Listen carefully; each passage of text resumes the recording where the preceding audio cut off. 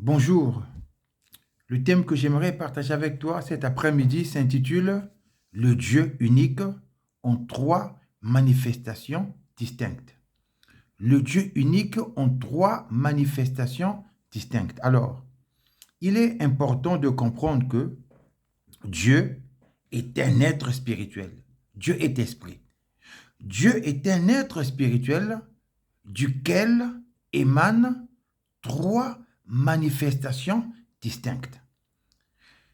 Nous n'avons qu'un seul Dieu. La Bible nous explique, toute la Bible nous explique que nous n'avons qu'un seul Dieu. La Bible dit ceci dans le livre du prophète Ésaïe, Ésaïe chapitre 44, au verset 6, il est dit, voici ce que dit l'Éternel, le roi d'Israël, celui qui le rachète, l'Éternel, le maître de l'univers. Je suis le premier et le dernier. En dehors de moi, il n'y a pas de Dieu. Il dit, je suis le premier et le dernier. En dehors de moi, il n'y a pas de Dieu. Donc, il n'y a qu'un seul Dieu. Il n'y a qu'un seul Dieu duquel proviennent, ou bien il n'y a qu'un seul Dieu duquel émanent trois manifestations distinctes. Le Père, le Fils et le Saint-Esprit. Le Père est Dieu, le Fils est Dieu et le Saint-Esprit est Dieu. Il s'agit de la même personne. Lorsque nous ouvrons 1 Corinthiens chapitre 8, dans 1 Corinthiens chapitre 8, 1 Corinthiens chapitre 8, au verset 6, il est dit ceci. 1 Corinthiens chapitre 8, au verset 6, il est dit. 1 Corinthiens 8, verset 6, il est dit. Néanmoins, pour nous, il n'y a qu'un seul Dieu. 1 Corinthiens, chapitre 8, verset 6. On dit néanmoins, pour nous, il n'y a qu'un seul Dieu. Pour nous, il n'y a qu'un seul Dieu. Donc, nous n'avons qu'un seul Dieu. Yahweh est l'unique Dieu. L'unique Dieu. Il est le seul et unique Dieu. On n'a pas plusieurs dieux. Alors, Dieu est un être spirituel qui est doté d'une personnalité. Et sa personnalité se caractérise par la sainteté et l'amour. La Bible dit que Dieu est amour, Dieu est saint. Et ensuite, notre Dieu, Yahvé, est omnipotent, omniscient et omniprésent. Qu'est-ce que ça veut dire? Il est omniprésent, ça veut dire qu'il est présent dans tout l'univers. Il est présent partout. Notre Dieu est omnipotent, ça veut dire qu'il est le Dieu de toute suffisance. Il est le Dieu tout-puissant. Rien ne lui est impossible. C'est ça ce que ça veut dire être omnipotent. Il est omnipotent, il est omniscient. Maintenant, d'une manière inexplicable, le Dieu unique se manifeste en trois. Le Dieu unique se révèle à nous en trois manifestations distinctes. De ce Dieu unique émanent trois manifestations distinctes. C'est un mystère, personne ne peut l'expliquer. C'est un mystère, personne ne peut l'expliquer.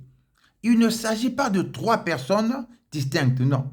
Il s'agit d'une seule personne ou un seul être duquel émanent trois manifestations distinctes.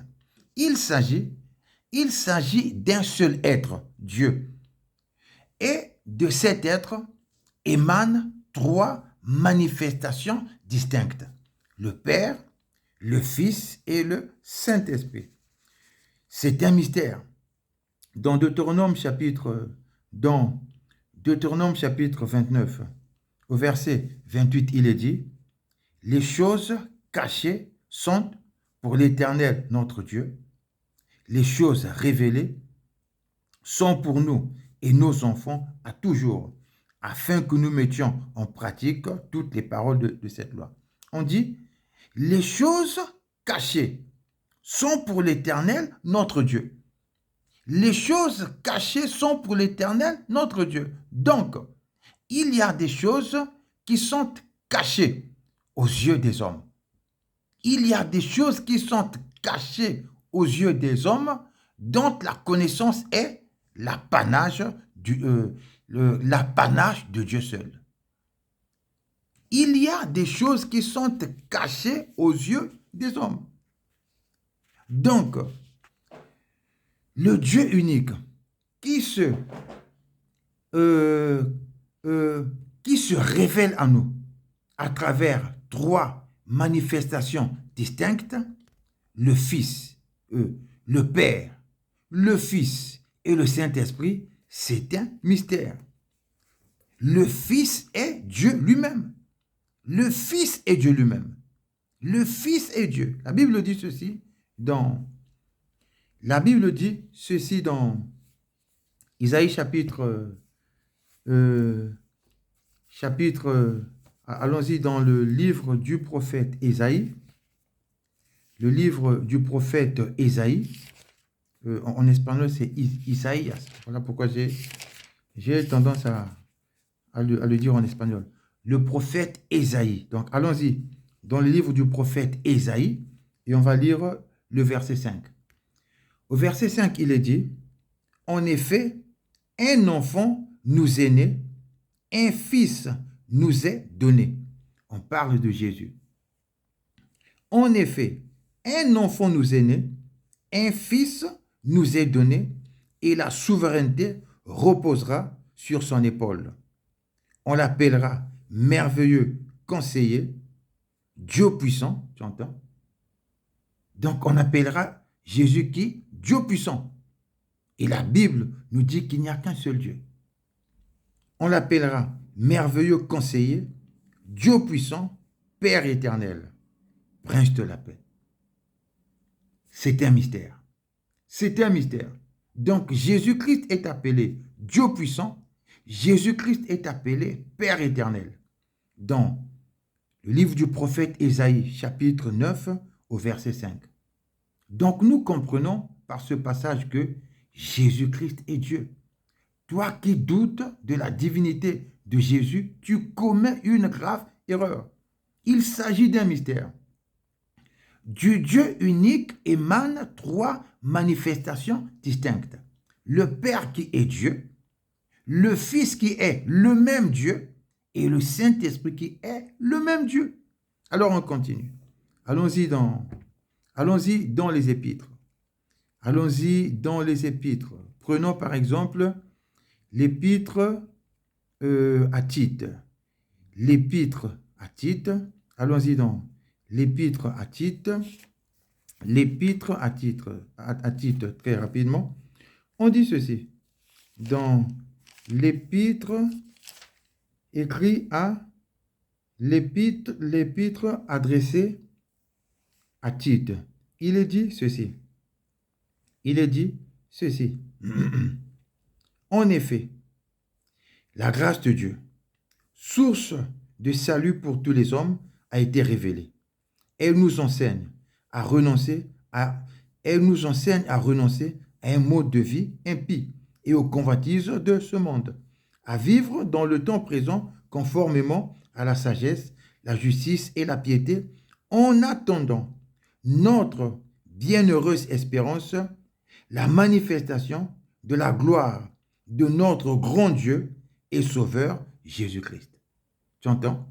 On dit en attendant notre bienheureuse espérance, la manifestation de la gloire de notre grand Dieu et Sauveur Jésus-Christ. La manifestation de notre grand Dieu, la manifestation de notre grand Dieu et Sauveur Jésus-Christ. Pourquoi? Parce que Jésus-Christ est Dieu. Jésus-Christ est Dieu. Maintenant, le mystère réside dans le fait que Jésus-Christ, qui est Dieu lui-même, se distingue de Dieu et se fait inférieur à Dieu.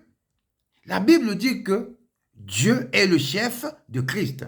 Dans 1 Corinthiens chapitre 11, on dit que Dieu est le chef de Christ. Alors c'est inexplicable. Dieu est le chef de Christ. Et la Bible dira ceci dans Matthieu chapitre 24.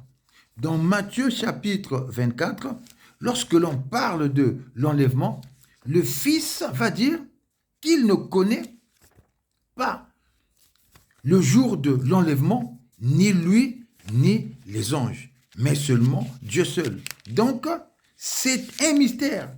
C'est un mystère. Donc, on dit ceci, dans Matthieu chapitre 24, au verset 36, il est dit, dans Matthieu chapitre 24, verset 36, il est dit, « Quant au jour et à l'heure, personne ne les connaît, pas même les anges du ciel, ni même le Fils. Mon Père seul les connaît. » Mon Père seul les connaît. Mon Père seul les connaît. Donc Jésus se distingue du Père, alors qu'il est lui-même Dieu, qu'il est lui-même appelé, dans le livre du prophète Ésaïe, il est appelé Père éternel. Mais nous voyons que, dans certains cas, Jésus-Christ se distingue. Jésus-Christ qui est Dieu se distingue encore de Dieu. Il se fait inférieur à Dieu. La Bible dit que Dieu est le chef de Christ.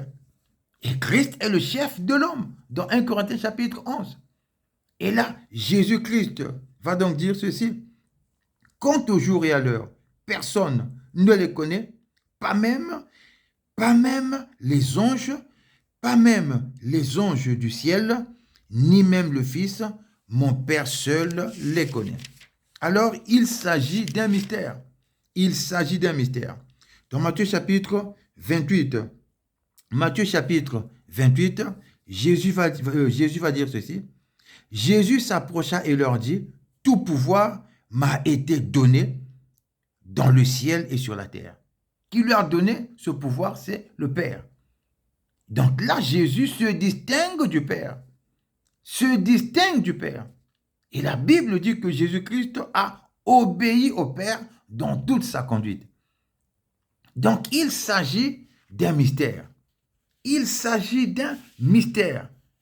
Nous n'avons qu'un seul Dieu, duquel émanent trois manifestations distinctes. Le Père, le Fils et le Saint-Esprit. Et ce Dieu unique joue des rôles bien spécifiques à travers chacune de ces manifestations. Donc, nous n'avons pas là trois dieux, non. Nous n'avons pas non plus trois personnes, non. Il s'agit d'une seule personne.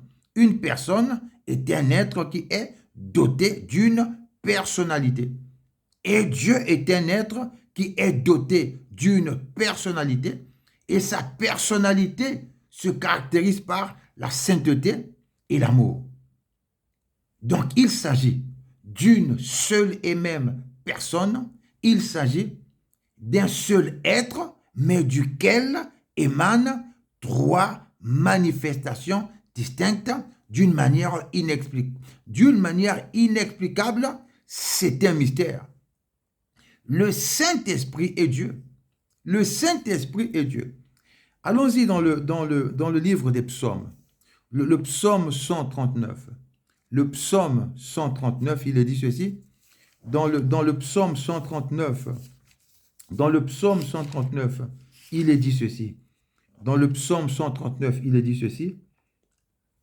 Psaume 139, le psaume 139, on va lire le psaume 139 et on va lire à partir du verset 7. Il est dit, « Où pourrais-je aller loin de ton esprit ?» Qu'est-ce que le psalmiste est en train de dire ici? Que l'Esprit de l'Éternel est omniprésent. Or, il n'y a que Dieu qui est omniprésent. Il dit, où pourrais-je aller? Il dit, où pourrais-je aller loin de ton esprit? Où pourrais-je fuir loin de ta présence? Donc, la présence de l'Esprit de l'Éternel, c'est la présence de Dieu lui-même. Et l'Esprit de l'Éternel est omniprésent. Donc, ça veut dire que le Saint-Esprit est Dieu. Lorsque Ananias a menti à Pierre, Pierre lui dira, dans Actes chapitre 5, du verset 3 jusqu'au verset 4, Pierre a fait comprendre à Ananias que, en montant au Saint-Esprit, il était en train de mentir à Dieu lui-même. Pourquoi? Parce que le Saint-Esprit est Dieu. Le Père est Dieu, le Fils est Dieu et le Saint-Esprit est Dieu. Ne doute pas de la divinité de Jésus. Ne doute pas de la divinité de Jésus. C'est l'esprit de l'Antichrist qui nie la divinité de Jésus pour entraîner les gens avec lui à la perdition. C'est l'esprit de l'Antichrist qui nie la divinité de Jésus pour entraîner les gens avec lui à la perdition. Nous sommes en face d'un mystère. La Bible dit que les choses cachées appartiennent à l'Éternel et les choses révélées nous appartiennent à nous. Les choses cachées appartiennent à l'Éternel. Allons-y dans dans l'épître aux Hébreux, Hébreux chapitre, on va lire Hébreux chapitre, on va lire l'épître aux Hébreux. On dit ceci dans l'épître aux Hébreux. Alors, il est dit ceci. Je vais donc chercher le passage.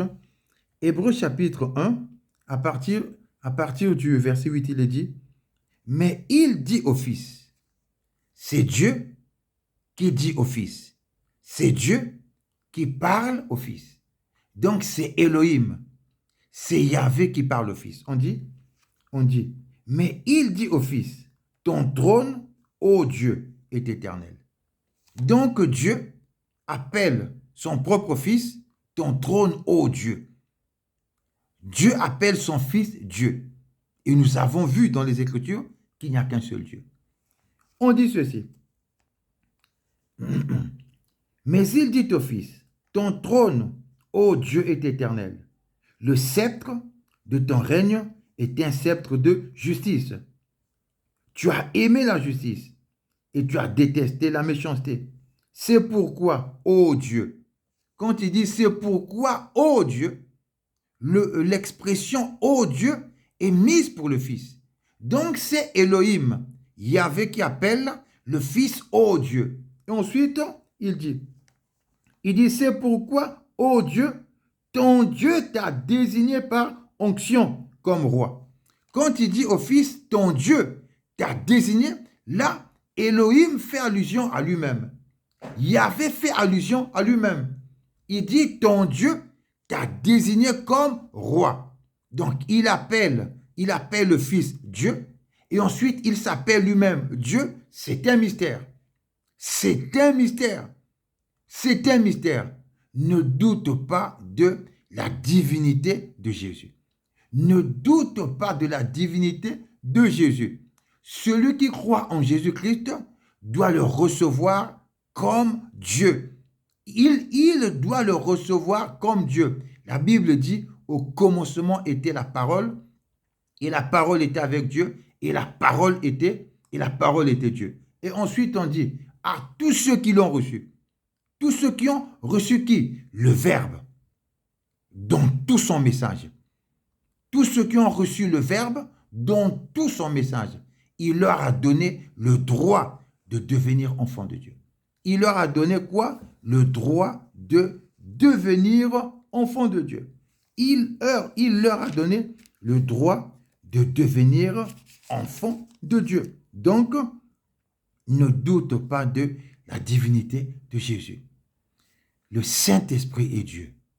Jésus-Christ est Dieu. Le Père est Dieu. Il s'agit d'un seul. Il s'agit d'un seul être duquel émanent trois manifestations distinctes. Je répète, il s'agit d'une seule personne de laquelle émanent trois manifestations distinctes. Une personne est un être qui est doté d'une personnalité. Et Dieu est doté d'une personnalité qui se caractérise par l'amour, la sainteté. Le Père est amour, le Père est saint. Le Fils est amour, le Fils est saint. Le Saint-Esprit est amour, le Saint-Esprit est saint. Donc il s'agit de la même personne. Il s'agit de la même personne. Nous sommes en face d'un caractère unique qui émane d'un être. Et de cet être émanent trois manifestations distinctes jouant des rôles distincts dans nos vies. Donc, trois manifestations distinctes qui jouent des rôles différents de manière complémentaire dans nos vies. Trois manifestations distinctes. Le Père, le Fils et le Saint-Esprit qui jouent des rôles complémentaires dans nos vies. Donc, il n'y a qu'un seul Dieu. Il n'y a qu'un seul Dieu et Dieu est un être. La Bible dit que Dieu est esprit. C'est au singulier. On a dit Dieu est esprit dans Jean chapitre 4. Dans Jean chapitre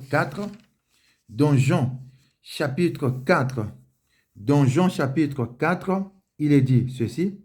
Jean chapitre 4, on dit, au verset 24, on dit, Dieu est esprit. Jean chapitre 4, verset 24, on dit, Dieu est esprit et il faut que ceux qui l'adorent en esprit et en vérité. On dit Dieu est esprit. Le mot esprit ici est employé au singulier. Dieu est esprit. Donc ça veut dire que c'est un être spirituel. Quand on dit Dieu est esprit, le mot esprit est employé au singulier. Il n'est pas employé au pluriel. On dit Dieu est esprit. Le mot esprit est employé au singulier. Je ne sais pas si j'ai dit au pluriel, c'est que c'est une erreur. Non.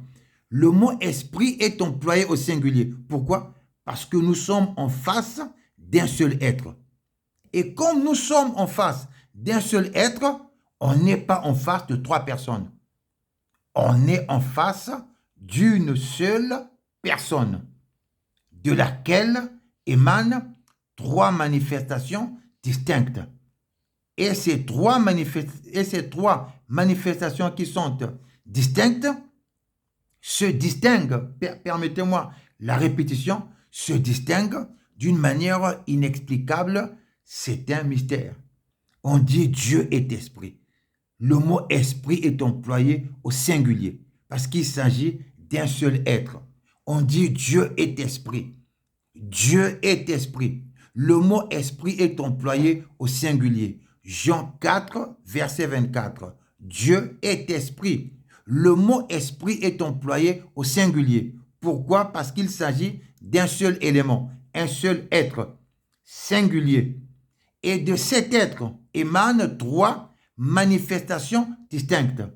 Le Père, le Fils et le Saint-Esprit. C'est un mystère. Que Dieu te bénisse.